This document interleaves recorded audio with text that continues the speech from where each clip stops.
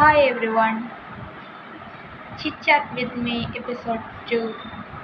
അപ്പോൾ ഇങ്ങനെ തുടങ്ങും. ഇന്ന് ഞാൻ ഡിസ്കസ് ചെയ്യാൻ പോകുന്നത് പെയിൻ, ക്രോണിക് പെയിൻ. നമ്മളുടെ മനസ്സിൽ നമ്മൾ സൂക്ഷിക്കുന്ന മറ്റുള്ളവരറിയാത്ത കുറേ പെയിനുകൾ, വേദനകൾ ഉണ്ടാകും. ചില ആൾക്കാർ എത്ര നമ്മൾ ചോദിച്ചാൽ എന്തെങ്കിലും വിഷമമുണ്ടോ എന്ന് ചോദിച്ചാൽ അവർ തുറന്നു പറയാത്ത വേദനകൾ, അതിനെക്കുറിച്ചാണ് ഇന്ന് ഞാൻ പറയുന്നത്. നിങ്ങളോട് സംസാരിക്കുന്ന എനിക്ക് പോലും ഒത്തിരി വിഷമങ്ങളുണ്ട്. അത് മറ്റുള്ളവർക്കും അറിയാമായിരിക്കാം. പക്ഷേ ആ വേദനകൾ ഒന്നും കണ്ടില്ല എന്ന് നടിക്കുന്ന ചുറ്റുപാടിലാണ് ഞാനിപ്പോൾ ജീവിക്കുന്നത്. എത്രയോ ലാഘവത്തോടെ കാണുന്ന ആൾക്കാരാണ് എൻ്റെ ചുറ്റുമുള്ളത്. ഒന്നുമല്ല എന്ന് വിചാരിച്ച് ജീവിക്കുന്നു അവർ. പക്ഷെ അങ്ങനെ ഒരു വിഷമമുള്ള മനുഷ്യനെ ഒരിക്കലും ചുറ്റുമുള്ള ആലോചിക്കുക, പിന്നെയും അവരെ ക്രിട്ടിസൈസ് ചെയ്യരുത്. ബിക്കോസ് അങ്ങനെ ഒരു സിറ്റുവേഷനിൽ കൂടെ പോയിക്കൊണ്ടിരിക്കുന്ന ആളുടെ മനസ്സിൽ എന്തൊക്കെ കടന്നു വരുന്നു നിങ്ങൾക്ക് ആലോചിക്കാൻ ഒരിക്കലും പറ്റില്ല. പിന്നെ നാളെ ഞാൻ കാരണമാണല്ലോ അങ്ങനെ സംഭവിച്ചതെന്ന് നിങ്ങളുടെ മനസ്സിൽ ആ കുറ്റബോധം ഒരിക്കലും വരാൻ പാടില്ല. നിങ്ങൾ പറയുന്ന ഓരോ വാക്കുകൾക്കും അർത്ഥമുണ്ട്.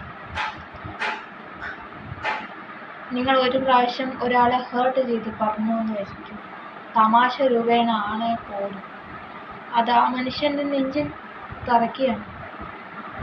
അതൊരിക്കലും നമ്മൾക്ക് മായ്ക്കാൻ പറ്റില്ല. ഒരു സോറി കൊണ്ടോ ഒന്നുകൊണ്ട് പോലും ആ സമയത്ത് നിങ്ങൾക്ക് തോന്നുന്ന ഒരു തമാശയാവാം അയാളുടെ മനസ്സിൽ വലിയൊരു മുഖമുണ്ടാകും. അത് നിങ്ങൾക്ക് ഒരിക്കലും മായ്ക്കാൻ പറ്റില്ല. നിങ്ങളുടെ വിചാരം എന്താണ്? നിങ്ങൾ ചെയ്യുന്നതെല്ലാം ശരിയാണെന്ന് അല്ല.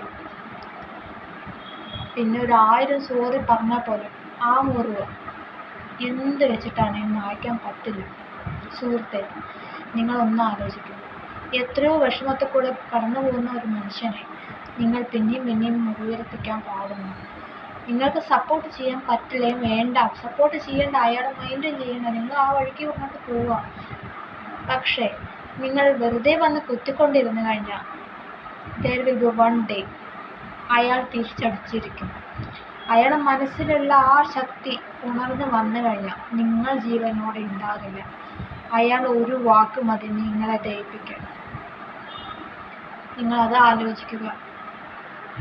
നിങ്ങൾ വേറൊരു കാര്യം കൂടി ആലോചിക്കുക. നിങ്ങളെ ഇതേ ഒരു സിറ്റുവേഷനിൽ കൂടെ പോകുന്നതെങ്കിൽ നിങ്ങൾ എങ്ങനെയായിരിക്കും ഇതിനെ ഫേസ് ചെയ്യുക?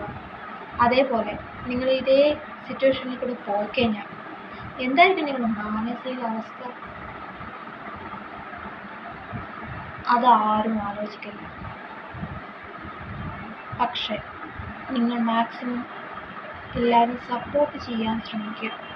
ഇതുപോലെ പല പെയിനുകൾ ഉണ്ടെങ്കിൽ അവരോട് ചോദിക്കുക എന്താ പറ്റിയ. അവർക്കൊരു സമാധാനം വേണം. പക്ഷെ അത് ചോദിക്കേണ്ട രീതിയിൽ ചോദിക്കണമെന്ന് മാത്രം.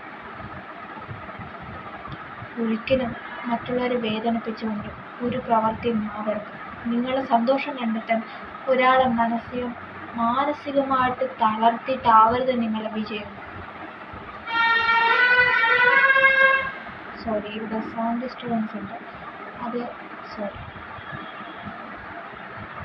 ഞാൻ പറഞ്ഞു വന്നത്, നമ്മൾ സുഹൃത്തുക്കളാവട്ടെ